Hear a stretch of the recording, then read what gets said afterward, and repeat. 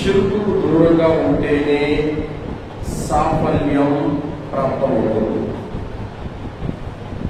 సోదరులారా, ఎందుకు ఈరోజు మనం ఈ మాట చెప్పుకోవాలంటే, ఏ పల్లెకు వెళ్ళి చూసినా, ఏ గడపకు వెళ్ళి చూసినా, ఏ వాడకు వెళ్ళి చూసినా, ఏ ప్రాంతానికి వెళ్ళి చూసినా, ప్రతి ముస్లిం గడప గడపకు షిర్క్ అనేది భయంకరంగా చుట్టుకొని ఉంది. ఎంత భయంకరంగా చుట్టుకొని ఉందంటే, ఏ ఇంటిలో చూసినా దర్గాను ఆరాధించే వాళ్ళే, ఏ ఇంటిలో చూసినా బహుదైవారాధన చేసే వాళ్ళే, ఏ ఇంటిలో చూసినా దారాలు, తాయెత్తులు, కడియాలు, నిమ్మకాయలు, టెంకాయలు ఇవన్నీ మూఢనమ్మకాలు నమ్మే వాళ్ళే. ఏ ఇంటిలో చూసినా అడుగడుగున బహుదైవారాధన యొక్క ఆనవాళ్లు కనిపిస్తున్నాయి. ఏ విధంగా ముస్లింలు ఈరోజు షిర్కులో కూరుకుపోయి ఉన్నారంటే, తౌహీద్ ఏకదైవారాధన అన్నటువంటి యొక్క ఆలోచన వాళ్ళ మనస్సులో రవ్వంతైనా సరే కనిపించడం లేదు. భూతద్దం వేసి ఎదిగి చూసిన వారి హృదయంలో తౌహీద్ అనేది కనిపించడం లేదు.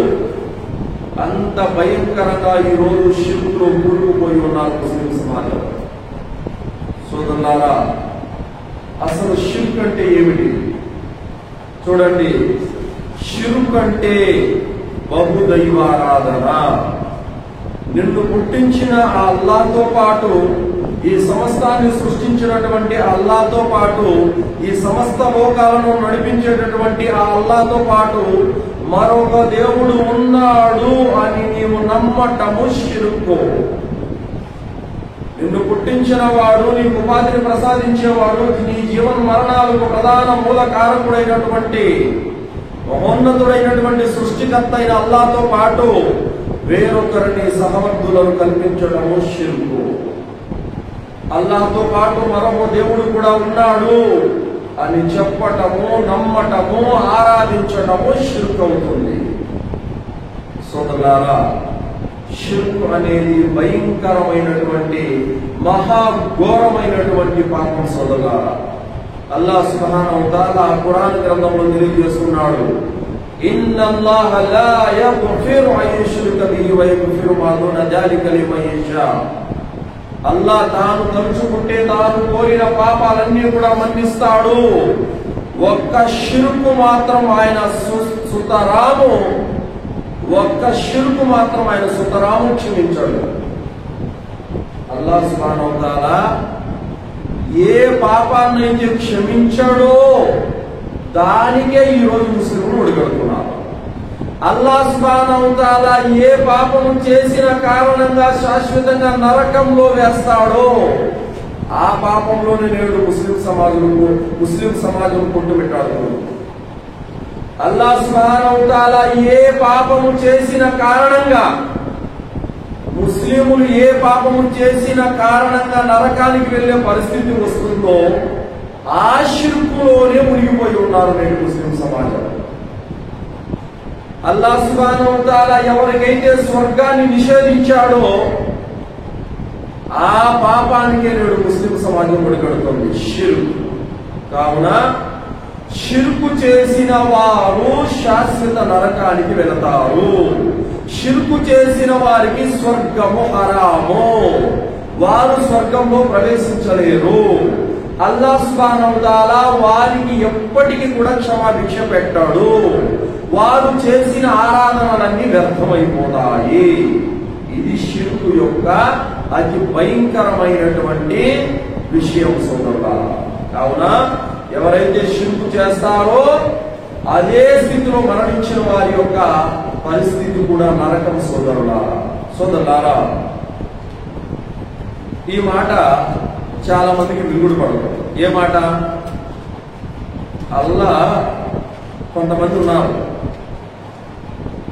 మా దేవుడు చూడండి, ఎవరినన్నా ఆరాధించుకోండి, ఏమి అనరు, కానీ మీ అల్లాహ్ శాడిస్టు, నన్ను ఆరాధిస్తేనే స్వర్గం లేదంటే నరకం అని అంటున్నాడు. ఇది శాడిజం కాదా?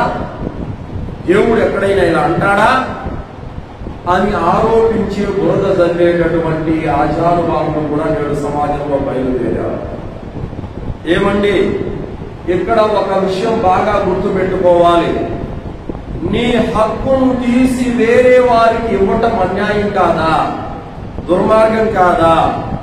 ఇప్పుడు ఒక భార్య ఉంది, తన భర్తకు ఇవ్వవలసిన విలువను ఇవ్వకుండా, తన భర్తను గౌరవించవలసిన విధంగా గౌరవించకుండా, తన భర్త స్థానాన్ని తీసి పరాయి పురుషుడికి వేరే వారికి ఇస్తే ఆ నిజమైన భర్త తట్టుకోగలడా? ఆ నిజమైన భర్త సహించగలడా? ఆ నిజమైన భర్త దాన్ని ఒప్పుకోగలడా? చెప్పండి. ఒప్పుకోడు. అలాగే నిన్ను పుట్టించిన వాడు అల్లా అయినప్పుడు, నీకు ఉపాధినిచ్చేవాడు అల్లా అయినప్పుడు, ఈ సమస్తాన్ని నీ కోసం ఆధీనపరిచినప్పుడు, నీకు ఈ జీవితాన్ని, భార్య, పిల్లలు, తల్లిదండ్రులు, బంధాలు, బంధుత్వాలు ఇవన్నీ నీకు ప్రసాదించినప్పుడు అల్లా అయి ఉండగా ఏ మాత్రము సంబంధం లేనటువంటి వ్యక్తులను తీసుకొని వచ్చి ఆరాధన చేస్తే ఆయన ఎలా ఒప్పుకుంటారు చెప్పండి. సోదరులారా, ఇప్పుడు ఒక భూమికి యజమాని ఒకడున్నాడు, కానీ ఆ భూమిని వేరే వారికి సంబంధం లేని వారికి యజమానిని చేస్తే ఆ నిజమైన యజమాని కోపం వస్తుందా రాదా చెప్పండి? ఖచ్చితంగా కోపం వస్తుంది. మా దేవుళ్ళు ఏమి అనట్లేదు, ఎవరిని మొక్కినా ఏమన్నారంటే మీ దేవుళ్ళు సృష్టికర్తలు కాదు కాబట్టి వాళ్ళు ఏమి అనరు, వాళ్ళు ఈ విశ్వానికి యజమానులు కాదు కాబట్టి, వాళ్ళు వినలేరు కాబట్టి, చూడలేరు కాబట్టి, మాట్లాడలేరు కాబట్టి వారు మాట్లాడే అవకాశమే లేదు, వారు కోపగించుకునే అవకాశమే లేదు, ఎవరిని ఆరాధించినా వాళ్ళు ప్రశ్నించే అవకాశమే లేదు. ఎందుకంటే వారు అసలు ఉన్నారో లేదో కూడా తెలియదు. కానీ అల్లా ఆయన సొత్తు ఈ విశ్వం అంతా కూడా, ఆయనే విశ్వలోకాలకు యజమాని. అందుకే అల్లాహ్ సుబ్హానహు వ తఆలా నన్ను మాత్రమే ఆరాధించండి అంటున్నాడు. కావున ఇక్కడ నీ భూమికి నీవే యజమాని, సంబంధం లేని వాడిని తీసుకొని వచ్చి ఈ భూమికి యజమాని అని చెబితే అది అన్యాయము, దుర్మార్గం. ఒకవేళ ఎవడైనా నీకు ఒక 5 సెంట్లు భూమి ఉందనుకో, ఆ భూమిని ఎవడైనా కబ్జా చేస్తే నువ్వు ఊరుకుంటావా? ఊరుకోవు. పోలీస్ స్టేషన్కి వెళ్ళి కేసు పెడతావు, కోర్టు మెట్టెత్తావు, అతనికి శిక్ష పడేంత వరకు తిరుగుతానే ఉంటావు. ఇది షాడిజమా? తన భూమిని తాను దక్కించుకోవడానికి, ఆ భూమికి నేనే యజమానినని అతను నిరూపించుకోవడానికి, ఒక అబద్ధీకుడికి శిక్ష పడటానికి ఆయన చేసే ప్రయత్నం తప్ప. కావున సోదరులారా, ఇక్కడ అల్లాహ్ సుబ్హానహు వ తఆలా ఆయన యజమాని కాబట్టి, సృష్టికర్త కాబట్టి నన్ను మాత్రమే ఆరాధించండి అంటున్నారు. వాళ్ళు సృష్టికర్తలు కాదు కాబట్టి, దైవాలు కాదు కాబట్టి వాళ్ళు ఏమీ పట్టించుకోవట్లేదు. కావున ఇక్కడ అర్థం చేసుకోవాలి, అది షాడిజము కాదు, అది స్వార్థము కాదు. ఎందుకంటే మీరు నడుస్తున్నటువంటి నేల అల్లాహ్ పుట్టించినది, మీరు పీల్చుకున్నటువంటి గాలి అల్లాహ్ ప్రసాదించినటువంటిది, మీరు నివసిస్తున్నటువంటి ఆకాశం అల్లాహ్ సృష్టించినది, ఈ రేయి పగలు, సూర్యుడు, చంద్రుడు, నక్షత్రాలు, ఈ విశ్వంలో ఉన్నటువంటి ప్రతి ఒక్క అనుగ్రహం అంతా కూడా అల్లాహ్ యొక్క సొత్తే. మరి ఇన్ని అనుగ్రహాలు అల్లాహ్ ఇచ్చినవి తీసుకుంటూ, అల్లాహ్ ఇచ్చినవి అనుభవిస్తూ ఆరాధన మాత్రం వేరే వారికి చేయడం తప్పు కాదా? అన్యాయం కాదా? దుర్మార్గం కాదా? మరి ఆయన ఎవరైతే తన ఆరాధన చేయలేదో అలాంటి వారిని ఆయన శిక్షిస్తే తప్పేమిటి? సోదరులారా, ఇది వాళ్ళ దృష్టిలో తప్పు కాదు. ఎందుకంటే ఈ మధ్యనే నేను ఒక వీడియో చూశాను. ఆ వీడియో ఏమిటంటే, రోడ్డు మీద ఒక పిచ్చావిడ, మతి స్థిమితం లేనటువంటి ఒక ఆమె రోడ్డు మీద వెళుతుంది. ఆమెకు తినడం చేత కాలేదు, త్రాగడం చేత కాలేదు, త్రాగడం చేతగాక ఒంటి మీద అంతా పోసుకుంటుంది. పాపమా, ఆమెకు మతి స్థిమితం లేదు, ఏం చేస్తుందో కూడా ఆమెకు అర్థం కావడం లేదు. ఆమె రోడ్డు మీద పోతూ ఉంటే ఆమె కాళ్ళకు దండం పెడుతున్నారు జనాలు. ఆమె కాళ్ళకు దండం పెడుతున్నారు, ఆమెను మొక్కుతున్నారు, ఆమె చుట్టూ తిరుగుతున్నారు. ఆమె ఏదో టీనో, కాఫీనో, జ్యూస్ ఏదో పాపం తాగి సగం గ్లాసు పడేస్తే దాన్ని తీర్థంలో తీసుకొని తాగుతూ నెత్తి మీద చల్లుకుంటున్నారు. ఇది ధర్మమా? ఇది న్యాయమా? అంటే ఇట్టాటి వాళ్ళందరినీ ఆరాధిస్తే, నిజ దైవాన్ని వదిలిపెట్టి ఇలాంటి వాళ్ళందరినీ మొక్కితే ఇది కరెక్టా? ఇది ధర్మమా? అంటే ఇది షాడిజం కాదు. అంటే మీరు ఒక్క దేవుణ్ణి ఆరాధించండి అంటేనే నీకు షాడిజం అనిపిస్తుంది. ఎవరిని పడితే వాళ్ళని మొక్కితే నీకు షాడిజం కాదు. అప్పుడు మీకు సమ్మగా ఉంటుంది, మీకు అది న్యాయం అనిపిస్తుంది, మీకు అది ధర్మం అనిపిస్తుంది. భూమి ఆకాశాలను పుట్టించిన వాడు దేవుడు, కానీ మతి స్థిమితం లేకుండా రోడ్డు మీద తిరుగుతున్నటువంటి ఆవిడ మీకు దైవం ఎలా అవుతుంది? ఈ మాత్రం కూడా గ్రహించలేనటువంటి వారు ఏమనుకోవాలి వాళ్ళని? దేవుడు మనకు ఆలోచించే మేధస్సును, తెలివిని, జ్ఞానాన్ని, వివేకాన్ని ప్రసాదించాడు. ఎండబిండ బ్రహ్మాండాన్ని సృష్టించినటువంటి ఆ అధిపతిని, మహోన్నతుణ్ణి ఆరాధించాల్సింది పోయి రోడ్డు మీద ఒక పిచ్చావుడిని పట్టుకొని దైవం అంటున్నారంటే నిజమైనటువంటి సృష్టికర్తను మరిచి ఎవరిని మొక్కుతున్నారు ప్రజలు?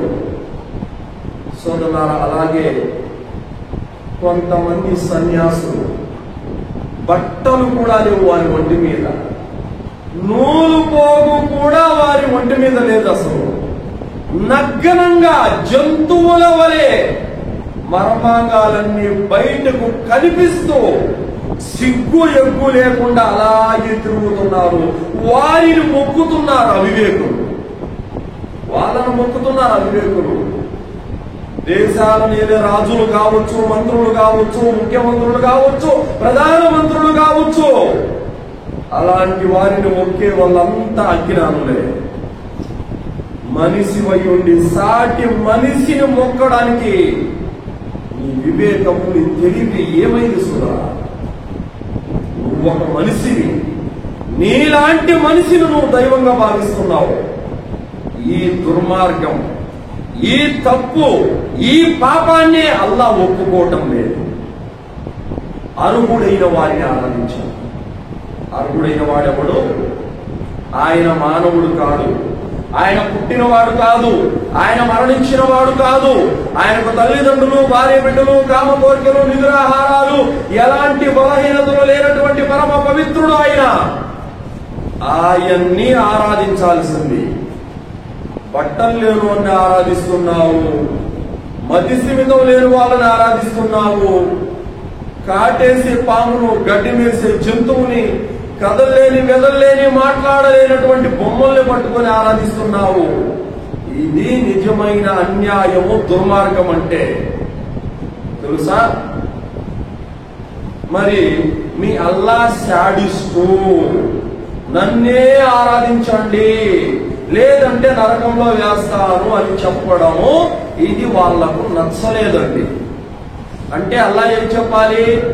పుట్టించింది మాత్రం నేనే, మీరు ఎవరినైనా మొక్కుకోండి, ఏమి ఇబ్బంది లేదు అని చెప్పాలి. ఇది తప్పు కాదా చెప్పండి? కన్న తండ్రి ఒకడైతే ఎవరిని పడితే వాళ్ళని పట్టుకొని నాన్న నాన్న నాన్న అంటే అది సమ్మతమేనా? చెప్పండి. ఇప్పుడు మీ అబ్బాయి ఉన్నాడు, మిమ్మల్ని వదిలిపెట్టేసి దాన్ని పోయే ప్రతి వాళ్ళని పట్టుకొని నాన్న నాన్న నాన్న అని నిన్ను గౌరవించవలసిన విధంగా వాళ్ళని గౌరవిస్తూ, నిన్ను ప్రేమించవలసిన విధంగా వాళ్ళను ప్రేమిస్తూ, నీకు ఇవ్వవలసినటువంటి విలువ వారికి ఇస్తూ, ఆ విధంగా నీ కుమారుడు చూస్తూ నువ్వు సహిస్తావా? నువ్వు తప్పుకుంటావా? చెప్పు. అలాగే నీ అధికారాన్ని, నీ గౌరవాన్ని తీసుకెళ్లి ఒక జంతువుకు లేదా అంతకంటే అల్పమైన దానికి ఇస్తే నువ్వు సహించగలవా? చెప్పు. సహించలేదు. ఇప్పుడు ఒక మనిషి ఉన్నాడు, ఆ మనిషిని ఒక కుక్కతోనో, ఒక కోడితోనో, ఒక జంతువుతోనో పోలిస్తే ఉంటాడా? ఊరుకుంటాడా? అతని గౌరవం దెబ్బతింటుంది. అలాగే సర్వలోకాల సృష్టికర్త అయినటువంటి అల్లాహ్ రబ్బుల్ ఆలమీన్, ఆయన గౌరవము, ఆయన విలువ, ఆయన స్థాయి వేరొకరికి ఇవ్వకూడదు, వేరొకరిని ఆ స్థాయిలో తీసుకొచ్చి పెట్టకూడదు. ఆయన స్థాయి, ఆయన గౌరవాన్ని మనం ఎప్పుడు కూడా హెచ్చుగానే పెట్టాలి. కావున సోదరులారా, షిర్కు అనేది అతి భయంకరమైనటువంటి చేష్ట. కానీ ఈరోజు అల్లాహ్ సుబ్హానహు వ తఆలా ఏం తెలియపరుస్తున్నాడు? నేను షిర్కు తప్ప, బహుదైవారాధన తప్ప ఇక దేన్నైనా కూడా నేను క్షమిస్తాను అని అల్లాహ్ సుబ్హానహు వ తఆలా చెబుతున్నాడు సోదరులారా. ఇక ఈ విధంగా ఉండేవారైతే మన ముస్లిములలో ఇప్పటికీ కూడా చూడండి, దర్గాలకు వెళ్ళేవాడు. అల్లాహ్ సుబ్హానహు వ తఆలా దర్గాలకు వెళ్ళే ముస్లిములకి హిదాయత్ ప్రసాదించాలి. సోదరులారా, అల్లాహ్ సుబ్హానహు వ తఆలా ఆయన ఒక్కడే ఆరాధించవలసిందిగా ఖురాన్లో ఎన్నో చోట్ల ఆదేశించాడు. ఇన్నని అనల్లా లా ఇలాహ ఇల్లా అనా ఫఅబుదూన్, నేనే అల్లాహ్ను, నేను తప్ప మరొక ఆరాధ్య దైవం మీకెవడు లేడని అల్లాహ్ సుబ్హానహు వ తఆలా చెప్పాడు. వ ఇలాహుకుం ఇలాహున్ వాహిద్ లా ఇలాహ ఇల్లా హువర్ రహ్మానుర్ రహీం, మీ అందరి ఆరాధ్య దైవం ఒకే ఒక్కడు, ఆ కరుణామయుడు తప్ప మీకు మరో ఆరాధ్య దైవం ఎవ్వడు లేడు అని అల్లాహ్ సుబ్హానహు వ తఆలా తెలియజేస్తున్నాడు. ఇన్ని చోట్ల ఖురాన్లో ఇంతలా చెబుతున్నప్పటికీ కూడా మనకు ఔలియాల మీద ప్రేమ. అల్లాహ్ను ఆరాధించమంటే ఆరాధించడు, ఔలియాల దగ్గర పోయి తిరుగుతాడు. అరే 5 కోట్ల నమాజ్ చేయరైనా మస్జిద్కు వచ్చంటే దర్గాకి వెళ్ళిపోతాడు. దారాలు, తాయెత్తులు, మూఢనమ్మకాలు, ఇంటికి టెంకాయలు, నిమ్మకాయలు, మిరపకాయలు, వెంట్రుకల దారాలు. శైతాను ముచ్చులో పడిపోయారు. అల్లాహ్ మీద నమ్మకం లేదు, అల్లాహ్ మీద ప్రేమ లేదు. నిద్ర లేచినప్పటి నుంచి దర్గాల మీద, ఔలియాల మీద, దారాల మీద, నిమ్మకాయల మీద, వంకాయల మీద, టెంకాయల మీద నమ్మకం ఉంది. నువ్వేం ముస్లిం? అలాంటి విశ్వాసం ఉంటే నువ్వు ముస్లిం అవుతావా? కాదు.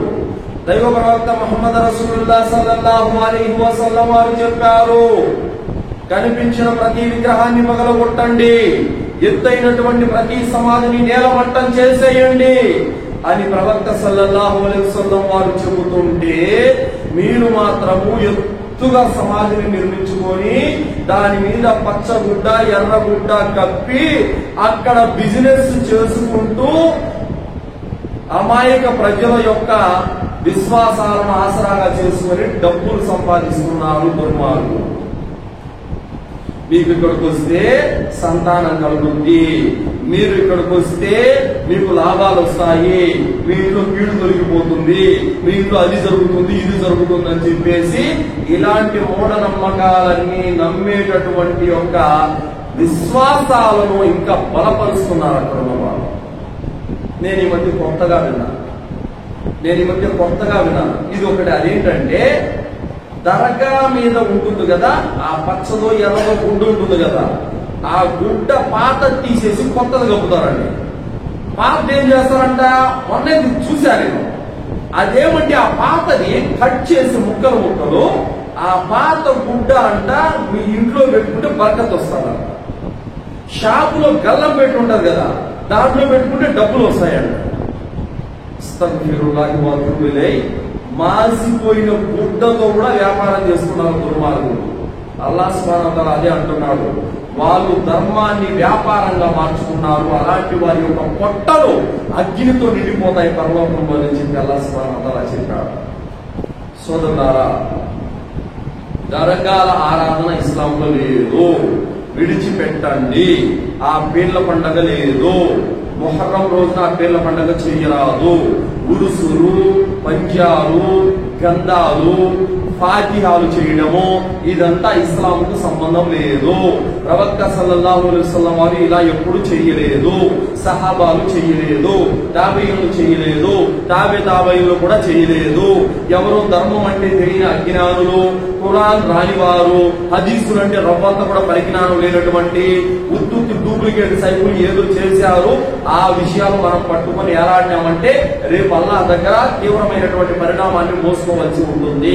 కావున సోదరులారా, ప్రవక్త ముహమ్మద్ రసూలుల్లాహ్ సల్లల్లాహు అలైహి వసల్లం వారు తెలియజేశారు. ఖురాన్ లో ఒక ఆయత అవతరించింది, యా అయ్యుహల్లదీన ఆమను ఖూ అన్ఫుసకుం వ అహ్లీకుం నారా వఖూదుహా అన్నాసు వల్ హిజారా.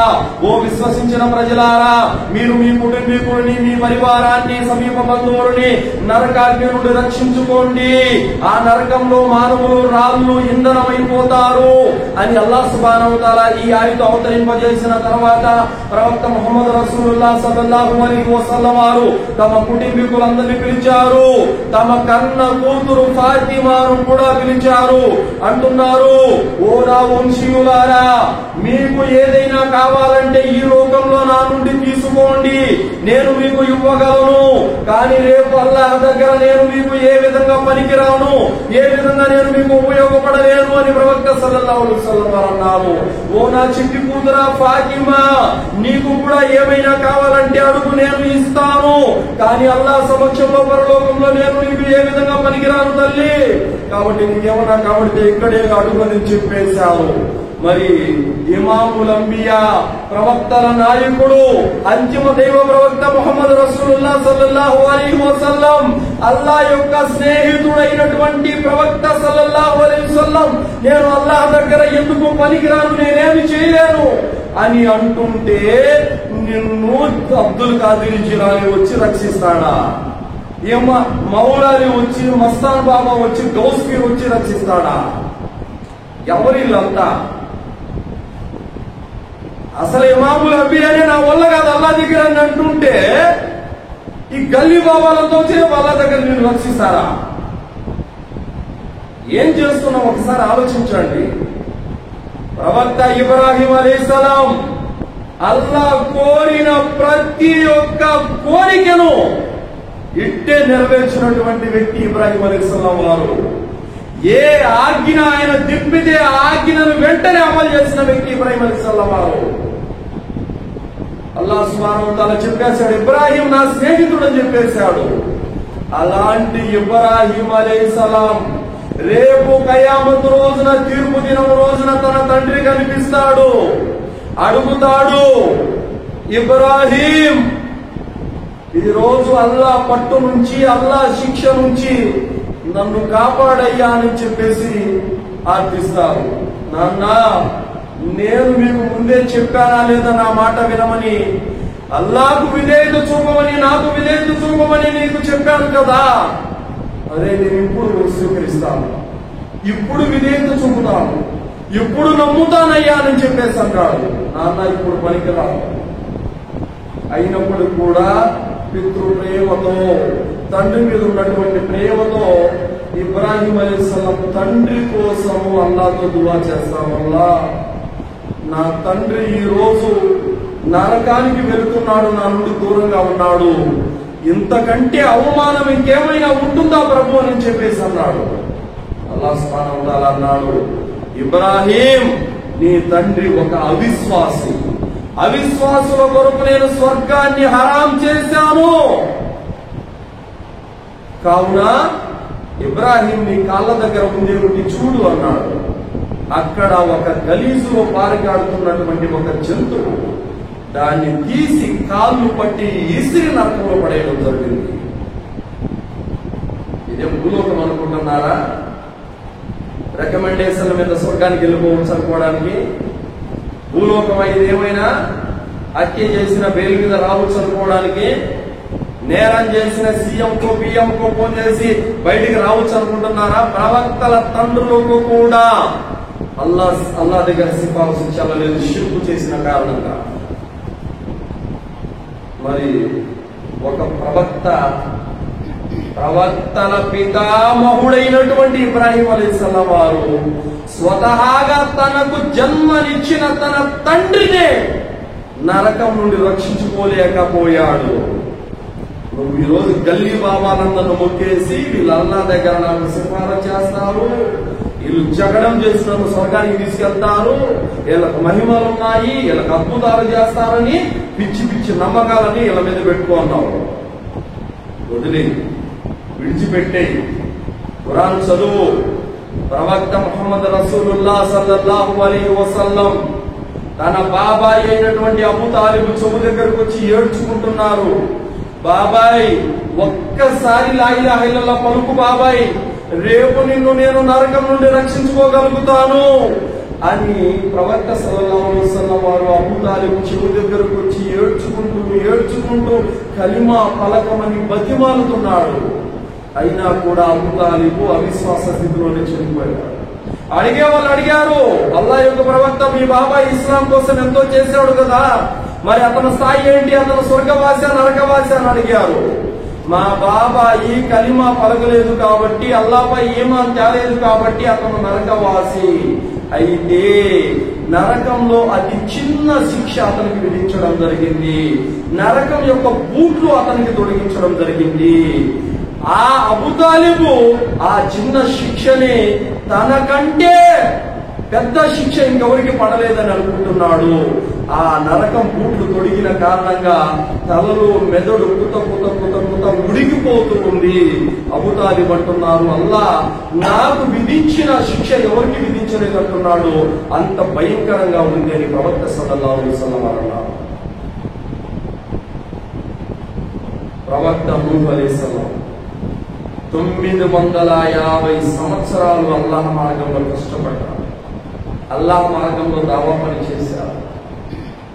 ఆయన భార్య, ఆయన కుమారుడు ఇస్లాంలోకి రాలేదు. అల్లాహ్ సుబ్హానహు వ తఆలా జల ప్రళయాన్ని తీసుకుని వచ్చాడు. పడవ నీటిలో తేలాడుతున్నటువంటి పరిస్థితి కూడా వచ్చేసింది. నూహ్ అలైహిస్సలాం అంటున్నారు, అరే బాబు, వచ్చి పడవలో కూర్చోరా, అవిశ్వాసంతో వెళ్ళమాకు బాబు అని చెప్తే, నాన్న నువ్వు భయపడగాకు, నేను కనబడుతున్నటువంటి ఆ పర్వతం మీదకి ఎక్కుతాను, ఈ నీళ్లు నన్ను ఏం చేయలేవన్నా. అల్లాహ్ పట్టు నుండి ఈ రోజు నిన్ను తప్పించేవాడు ఎవ్వడూ లేడు అని నూహ్ అలైహిస్సలాం అంటారు. వాళ్ళిద్దరూ మాట్లాడుకుంటుండగా పెద్ద ఆలోచించుకోగానే నూహ్ అలైహిస్సలాం బాబు కన్న పేరు తట్టుకోలేక దువా చేశారు, అల్లాహ్ నా కుమారుడు కూడా నా కుటుంబీకుడే కదా ప్రభు, వాడిని రక్షించు ప్రభు అని చెప్పేసి దువా చేస్తే అల్లాహ్ తఆలా ఒక్కటే ఒక మాట అన్నాడు, వాడు నీ కుటుంబీకుడు కాడు, వాడి గురించి నన్ను అడిగి నువ్వు అవివేకంలో చేరుతున్నాడు అల్లాహ్ సుబ్హానహు వ తఆలా. ఏమి ఇంతమంది గ్రహిస్తున్నాం? ప్రవక్తలంటే ఎవరు? అంబియాలంటే ఎవరండి? మనలాంటి సాధారణ మనుషుల? అల్లాహ్ ఇష్టపడిన వాళ్ళండి వాళ్ళు. అల్లాహ్ మార్గంలో పనిచేసిన వాళ్ళు. అల్హమ్దులిల్లాహ్. ధనంతో ప్రాణంతో పోరాడినటువంటి వాళ్ళు. ప్రవక్తలు అల్లాహ్ మార్గంలో ధనంతో ప్రాణంతో పోరాడినటువంటి వాళ్ళు. ప్రవక్తలంటే అల్లాహ్ ఇష్టపడినటువంటి వాళ్ళు. ప్రవక్తలంటే మనలాంటి సాధారణ మనుషులు కాదు. వాళ్ళ పైన అల్లాహ్ సుబ్హానహు వ తఆలా ప్రత్యేకమైనటువంటి కరుణానుగ్రహాలు ఉంటాయి. వారిపైన ప్రత్యేకమైనటువంటి ఆకాశ గ్రంథాలు అవతరించాయి. అలాంటి ప్రవక్తలు తమ కుటుంబీకులను కాపాడుకోలేకపోయారు షిర్కు చేసిన కారణంగా. మరి ఈ రోజు ఈ గల్లీ బాబాలందరినీ నమ్మేసి రేపు మమ్మల్ని అల్లాహ్ దగ్గర మమ్మల్ని రక్షిస్తారు అని నమ్మకం పెట్టడం ఎంత అవివేకమో, ఎంత అజ్ఞానమో ఒక్కసారి ఆత్మ పరిశీలన చేసుకోండి. కావున ఈ దర్గాల దగ్గరికి వెళ్ళకండి, ఆ సమాధులు పూజ చేయకండి. ప్రవక్త సల్లల్లాహు అలైహి వసల్లం అన్నారు, అలా లఅనతుల్లాహి యహూద వన్నసారా ఇత్తఖదు అంబియాహుం మసాజిద కుబూరా. యహూదీలపైన నస్రానీలపైన అల్లాహ్ యొక్క శాపం పడుగాక. ఎందుకంటే వాళ్ళు తమ ప్రవక్తల సమాధులను ఆరాధనాలయాలుగా చేసుకున్నారు. ప్రవక్తల సమాధులను ఆరాధనాలయాలుగా చేసుకున్నందుకు యహూదీలపైన నస్రానీలపైన అల్లాహ్ శాపం ఉంది. మరి నువ్వు ఈ రోజు సమాధిని ఆరాధనాలయంగా చేసుకున్నావు, మరి నీ పైన కూడా అల్లాహ్ శాపం ఉంటుంది. కావున ఇస్లాం అంటే ఏంటి? అల్లాహ్ ఒక్కనే ఆరాధించాలి. అల్లాహ్తో పాటు మస్తాను దేవుడిని ఆరాధిస్తేవి, మౌలాలి బాబాని ఆరాధిస్తేవి, గౌస్మీర్ని ఆరాధిస్తేవి, శ్యామల్ని ఆరాధిస్తేవి, సచిరోని ఆరాధిస్తేవి, బతిరోని ఆరాధిస్తేవి. కనీసం దేవుడు ఎవరో కనుక్కోలేకపోతే నీకేం తెలివయ్యా? ఇంకా దేవుడు ఎవరో తెలుసుకోలేవా? దేవుడు నీకు జ్ఞానాన్ని ఇచ్చాడు, బుద్ధి వివేకాలను ఇచ్చాడు. నిన్ను పుట్టించిన దేవుడు ఎవరో కనుక్కోలేవా? నిన్ను పుట్టించిన సృష్టికర్త ఎవరో తెలుసుకోలేవా? అంటే ఇప్పుడు నువ్వు అల్లాహ్ నీకు దేవుడే, మస్తాన్ బాబా కూడా దేవుడే అంటే నీకు ఇద్దరు దేవుళ్ళు. ఇప్పుడు ఇద్దరు దేవుళ్ళు ఆరాధన ఇస్లాంలో ఉందా? ఏంటిది? కావున అల్లా యొక్క ఔలియాలు ఉన్నారు, వాళ్ళ పట్ల ప్రేమ ఉండాలి, వాళ్ళ పట్ల అభిమానం ఉండాలి. అంత మటుకే ఆరాధన కాదు ఉండాల్సింది. ఇప్పుడు క్రైస్తవులు చేసే తప్పు అదే కదా. యేసుక్రీస్తు 1,24,000 మంది ప్రవక్తలలో 1,24,000 మంది ప్రవక్తలలో ఒకానొక ప్రవక్త యేసు. మిగతా ప్రవక్తలందరినీ తక్కువ చూపు చూసి కేవలం ఒక యేసుక్రీస్తును పైన పెట్టేశారు. ఇది ఓవర్ యాక్షన్ అంటుంది. ముస్లింలు ఈరోజు చేసేది కూడా అదే. అబ్దుల్ ఖాదర్ జిలానీ మీద ప్రేమతో అల్లా స్థాయికి తీసుకెళ్లిపోయారు. ఎలాంటి అకీదా పెట్టున్నారంటే, అబ్దుల్ ఖాదర్ జిలానీ రహమతుల్లాహి గారు రేపు అల్లాహ్ సుబ్హానహు వ తఆలా దగ్గర కొట్లాడైనా సరే వాళ్ళని స్వర్గానికి తీసుకెళ్తారు. ప్రవక్త వల్లే కాలేదు, ఆయన వల్ల ఉందా? అబ్దుల్ ఖాదర్ జిలానీ ప్రవక్త కంటే పెద్దోడా గొప్పోడా అండి? ఏమండి, అబ్దుల్ ఖాదర్ జిలానీ ప్రవక్త ముహమ్మద్ సల్లల్లాహు అలైహి వసల్లం కంటే గొప్పోడా? ఇమాం హసన్ హుసేన్ ప్రవక్త ముహమ్మద్ సల్లల్లాహు అలైహి వసల్లం కంటే గొప్పోదా? కాదు. మరి ఆ ప్రవక్త నా వల్ల కాదు పోయేవారు అంటుంటే మరి ఇల్లు ఎక్కడ మిమ్మల్ని స్వర్గానికి తీసుకెళ్తారు? రావుల సోదరులారా, ఆలోచించండి. ఎందుకు ఈ మాట నేను ఇంత గట్టిగా చెప్తున్నానంటే, ఈరోజు అల్లా మద్దతు మనకు లేదండి. ఎందుకు లేదు తెలుసా? ఆయన ఆరాధించడం లేదు. ఆయన ఆరాధించడం లేదు, భూమిలో ఉన్నటువంటి వస్తువులను ఆరాధిస్తున్నాడు.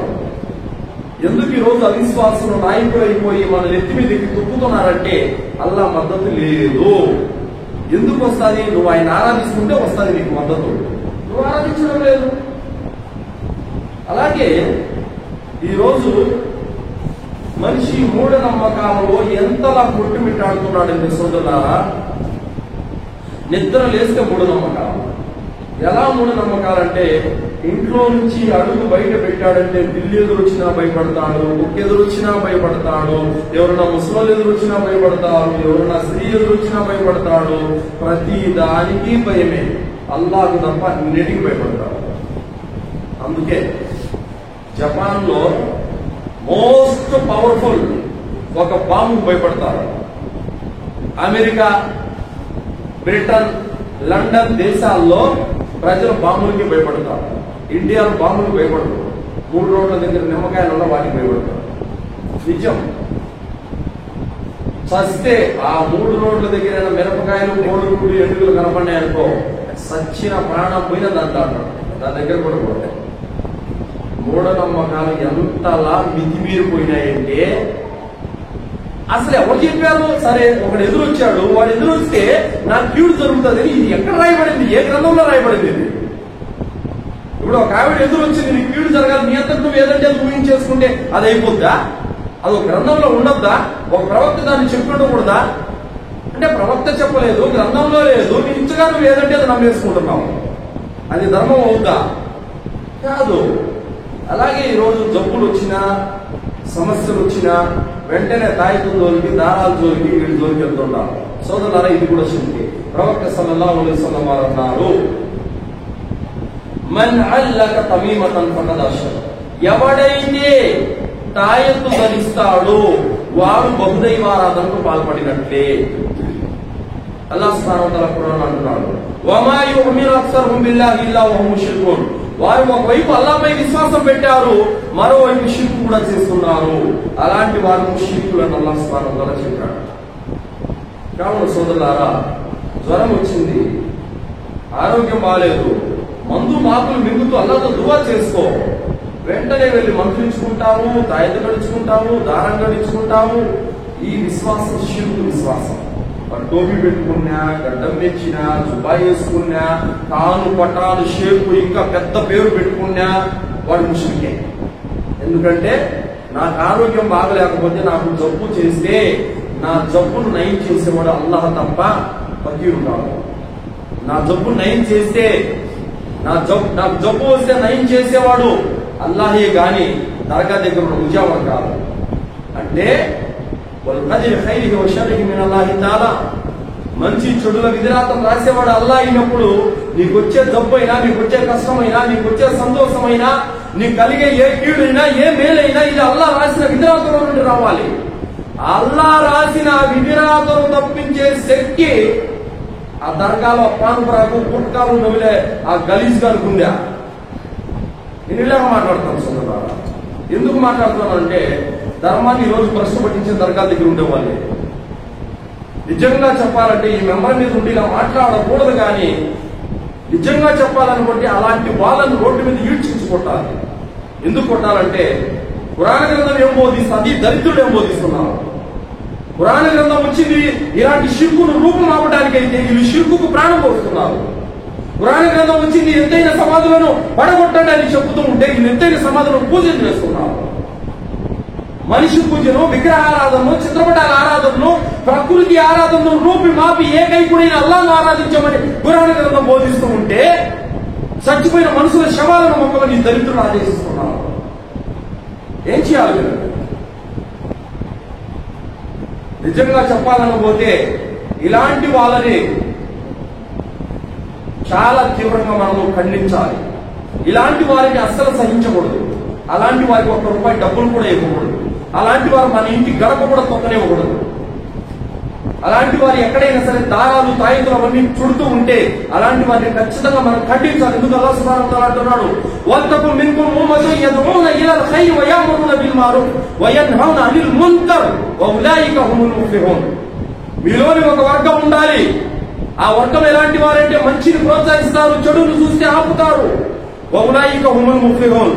అలాంటి వారే సన్మార్గం పొందేవారని అల్లాహ్ సుబ్హానహు వ తఆలా అంటున్నాడు. కావున సోదరులారా, ఈ దారాలు, నాయకులు వాళ్ళ బిజినెస్, వాళ్ళు బతుక్కోవడానికి ఇదంతా చేస్తున్నారు. అలాంటి వారిని మీరు నమ్మకండి, అలాంటి వారిని విశ్వసించకండి. సోదరులారా, తాయితులతో, దారాలతో జబ్బులు తగ్గేట్టుగా ఉంటే ఇన్ని హాస్పిటల్ ఎందుకు, ఇంతమంది డాక్టర్లు ఎందుకు, ఎన్ని మందులు మాకు దేనికి? ఇంకా సరే, ఈ దారాలు, తాయితులు ఒక భారతదేశం తప్ప ఏ దేశంలో ఉన్నాయా? ఎవరన్నా వేసుకుంటారా? అమెరికా వాళ్ళని మీరు అంతమంది చూసారు, ఎవరన్నా వేసుకుంటారా? సౌదీ వాళ్ళని మీరు అంతమంది చూసారు, ఎవరన్నా వేసుకుంటారా? మరి వాళ్ళకి ఏం బాగలేదు, మనకేం బాగైంది? అంటే నీకు తాయెత్తు కడతానే నువ్వు పోలీసుడు అయిపోయావా? తాయెత్తు కట్టిన తర్వాత నీకు జబ్బు అనేది ఏమేమి రాలేదా? ఇంకా తాయెత్తు కట్టిన తర్వాత నువ్వు నవ యువకుడు అయిపోయావా? లేదు కదా. మరి ఎందుకు నమ్ముతున్నావు? విశ్వాసం పోతున్నా నాయన. దాన్ని ఒంటి మీద వేసుకుంటే అది నీ ఒంటి మీద ఉన్న స్థితిలో కనుక నీకు చావు వస్తే నువ్వు ముస్లింగా చావు, ముస్లింగా చస్తావు. మారు, అల్లా మీద విశ్వాసం పెట్టు, అల్లాను నమ్ము. ఎందుకు ఈ దారాలు, తాయితులు నమ్ముకొని విశ్వాసాన్ని పాటు చేసుకుంటావు? ఎందుకు పరలోకాన్ని పాటు చేసుకుంటావు? రేపు శాశ్వతంగా నరకానికి పోవాలి. ప్రవక్త సల్లల్లాహు అలైహి వసల్లం వారు మక్కా ముష్రికులతో సంధి చేస్తూ హుదైబియా ప్రాంతంలో ఉన్నారు. 1500 మంది సహాబా ఉన్నారు. ఆ రోజు రాత్రి వర్షం పడింది. ప్రవక్త సల్లల్లాహు అలైహి వసల్లం వారు పొద్దున్నే నమాజ్ చేయించి ప్రజల వైపు తిరిగారు. ఈ రోజు నా అనుచరుల్లో చాలా మంది విశ్వాసులు అయ్యారు, చాలా మంది అవిశ్వాసులు అయిపోయారు అన్నారు. అస్తగ్ఫిరుల్లాహ్. అల్లాహ్ యొక్క ప్రవక్త మారు కొందరు అవిశ్వాసులు అయ్యారా, కాఫీర్లు అయిపోయారా? మేమేం చేసాం ప్రవక్త అన్నారు. రాత్రి పడిన వర్షం కారణంగా మీలో చాలా మంది అవిశ్వాసులు అయిపోయారు. ఎవరైతే అల్లాహ్ దయ వల్ల వర్షం పడిందన్నారో అలాంటి వారు విశ్వాసులయ్యారు. ఎవరైతే ఫలానా నక్షత్రం వల్ల వర్షం పడిందన్నారు వాళ్ళు అవిశ్వాసులు అయిపోయారు, కాఫీర్లు అయిపోయారు అన్నారు. చూసారా? పిల్లోడికి బాగుందారంటే బాగుంది, మా వీధిలో మంత్రిస్తున్నాడు, ఆయన కాడికి వచ్చినాడు, బాగుంది. వాయు అవిశ్వాసే. మీ అత్తగారికి ఎలా ఉందంటే అదే మన దర్గా దగ్గర పోయి తిరిగి వచ్చినప్పటి నుంచి బాగుంది, వాయు అవిశ్వాసే. అర్థమవుతుందా?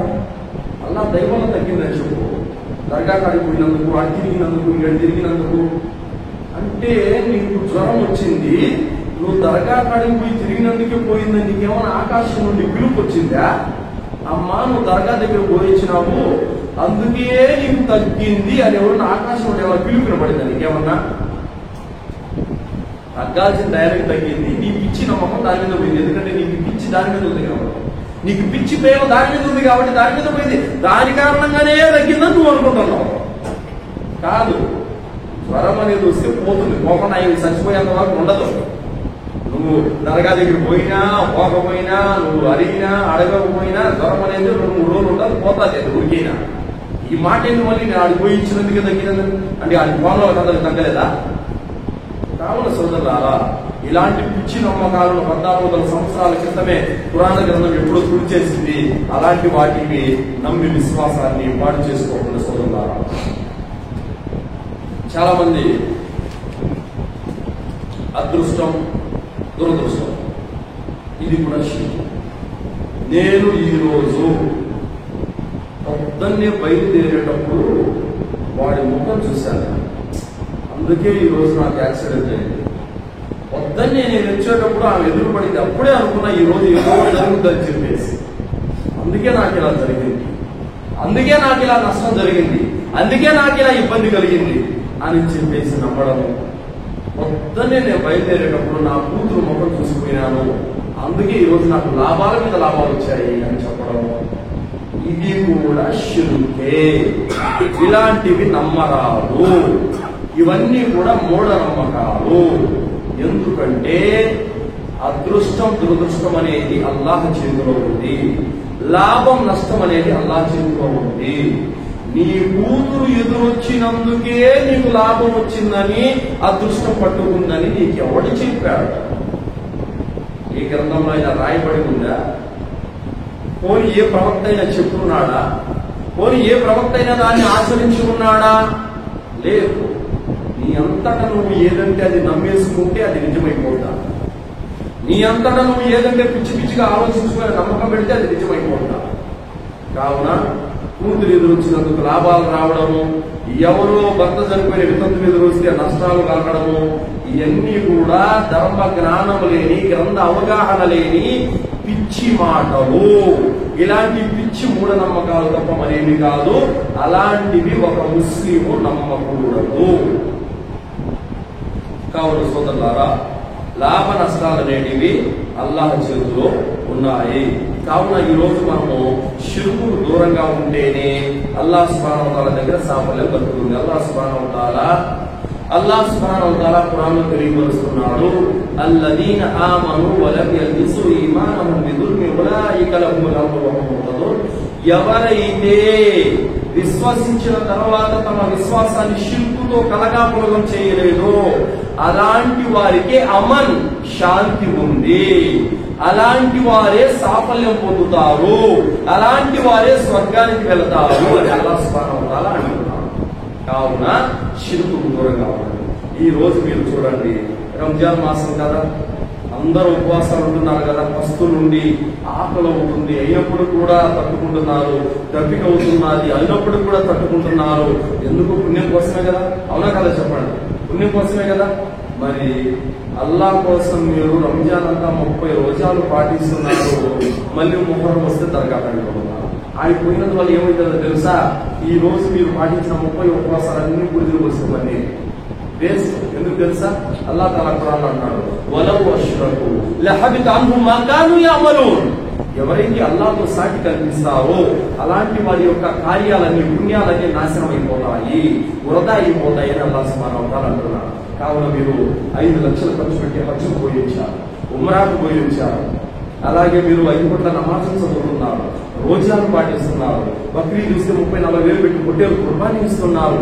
ఇవన్నీ భద్రంగా ఉండాలంటే, ఇవన్నీ మీకు రేపు నరకం నుండి రక్షించాలంటే, ఇవన్నీ పుణ్యకార్యాలు మిమ్మల్ని స్వర్గానికి తీసుకెళ్లాలంటే మీరు భద్రంగా పెట్టుకోవాలయ్యా. గలీజ్ కలవలేకూడదు. గలీజ్ ఏంటో తెలుసా? షిర్కు.